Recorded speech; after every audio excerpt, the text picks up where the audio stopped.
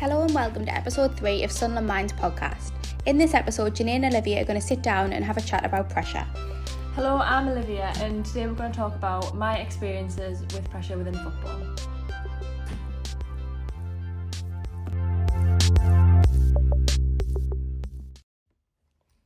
So currently I play for Newcastle United Women. This is the first season that I've been there.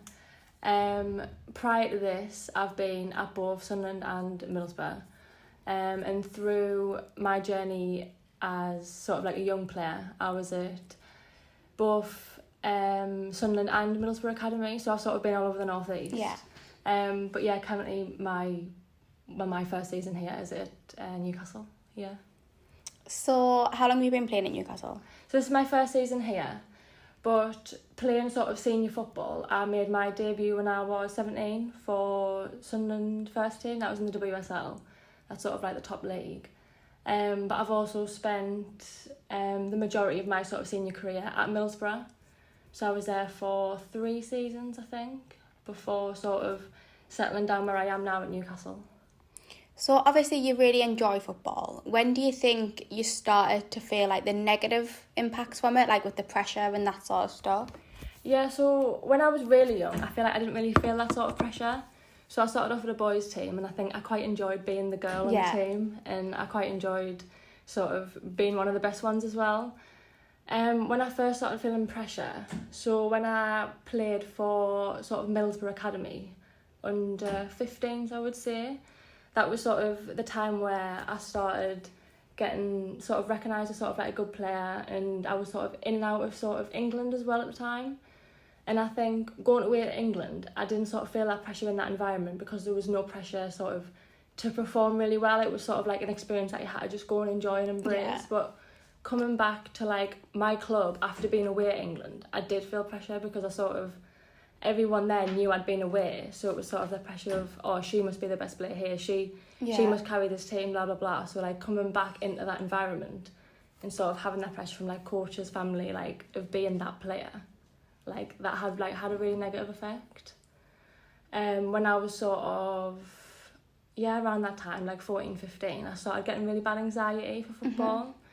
So on like a match day, I'd wake up and sort of essentially have like a panic attack in the morning, and it was just sort of that pressure of like having that on your shoulders of being that player of like I have to go and like perform every week, and it did sort of have that negative effect. Yeah. So how did you kind of learn to cope with that? Because obviously you're still playing now, which is amazing. You didn't let it stop you. So yeah, I think to be honest, one of my proudest achievements is probably not giving up, because it was that sort of, that sort of stress on my shoulders and having to go through sort of that every match day of having them panic attacks. I could have easily just packed in. Yeah. But I had such like a good support system around us. So obviously my family knew what was going on and they'd help me, and also my coaches. So my main coach at the time, she went through a similar thing when she was younger. So she sort of knew what was going on with me. Like I didn't even know what was going on with me at the time. Like I didn't even know what anxiety was.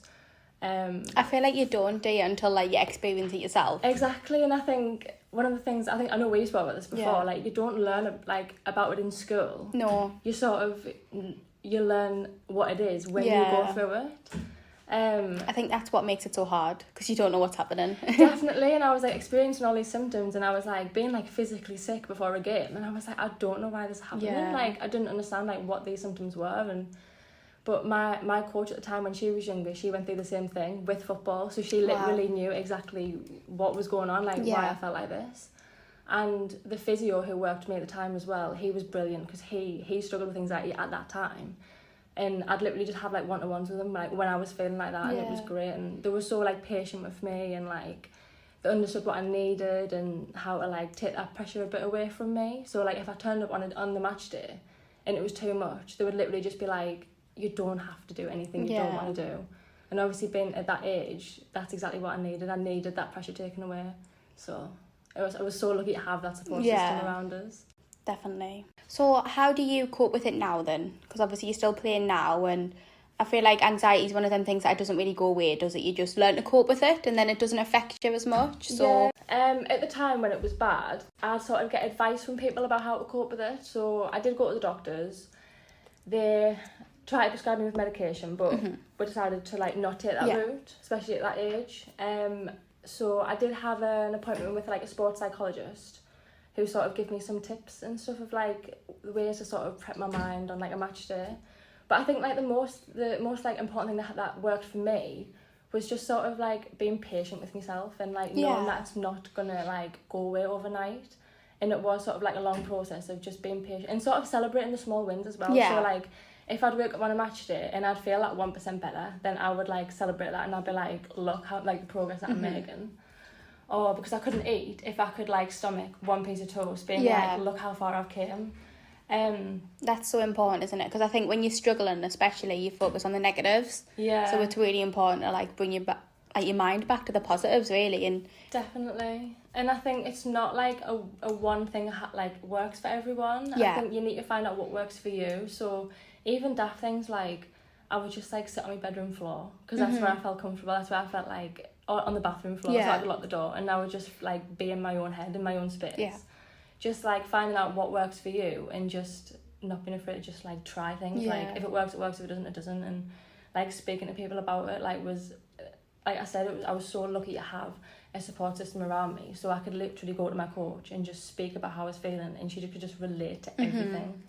And like same with the physio, and I'd have one-to-ones like every match day, and we'd just sit and speak, and I'd be sitting, put my boots on, and he'd be speaking to us, and it would just literally relax my mind, just having someone who understood probably better than me what was going on with me. I think especially at such a young age as well, isn't it, for somebody to be like, look, this is happening, it's okay. No, definitely, and that's exactly what I needed. But like coming away from it, like it took a while, but eventually I did sort of, the anxiety sort of eased, and like I got to a point where I could wake up on a match day and not dread going to play football. And you know, from that I just got more confident and then just started to enjoy it.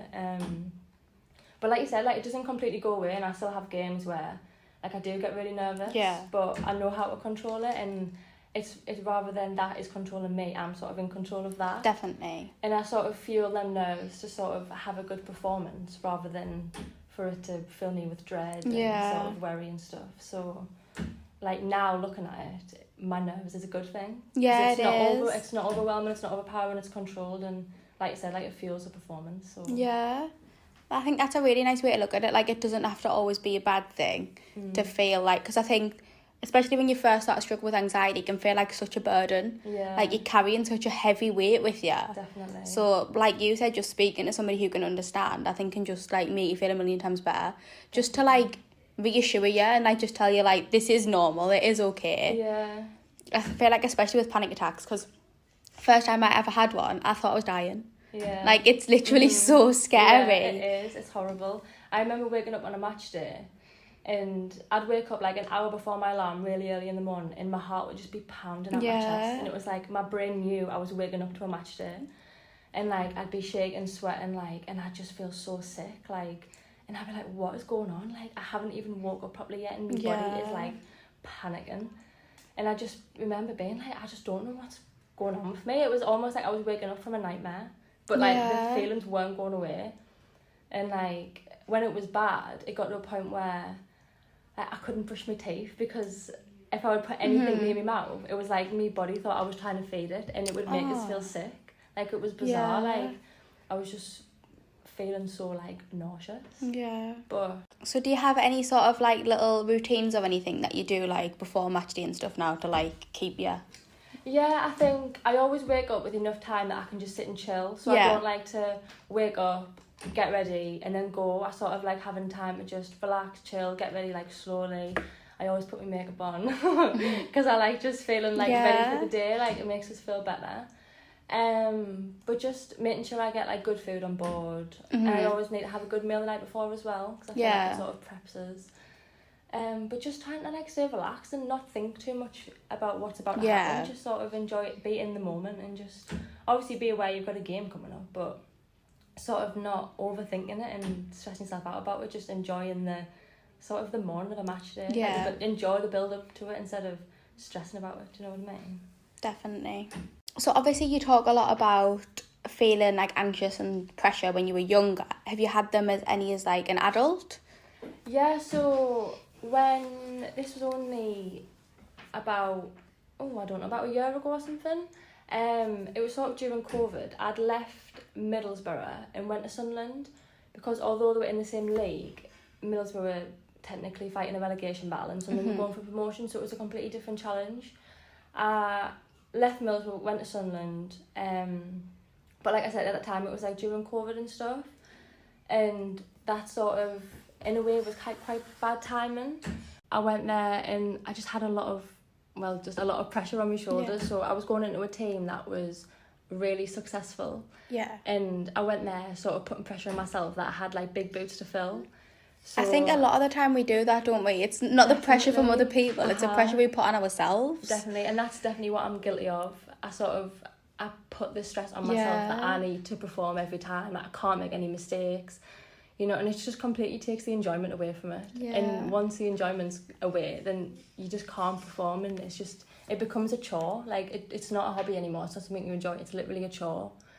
And that was exactly what I'm guilty of. I was putting too much pressure on myself, and I went into that team and I was turning up to training and I was like, I can't make a mistake, I can't do this. And like I said, it just completely stripped football of the enjoyment, and I couldn't play well. Then it was sort of a negative cycle of I wasn't playing well and I was putting more pressure on myself. So on the backlash of that, I ended up leaving. Yeah. So I was there for a few months, and at the time as well, I had the pressures of uni. Yeah. Sort of, you know, there was stuff going on with COVID, so there was a lot going on, and I just thought, I'm going to training, and like it's making us feel worse. Yeah. So the pressure was just too much. So, and that was only for training. So like match days, like I was starting to sort of feel them anxiety symptoms again. So I just thought, it's just not worth it. Like, the best thing for me at the time was to sort of take a step back and walk away from it for a little while. I think that's really brave, though. Because I think sometimes everyone's scared because you feel like you're giving up.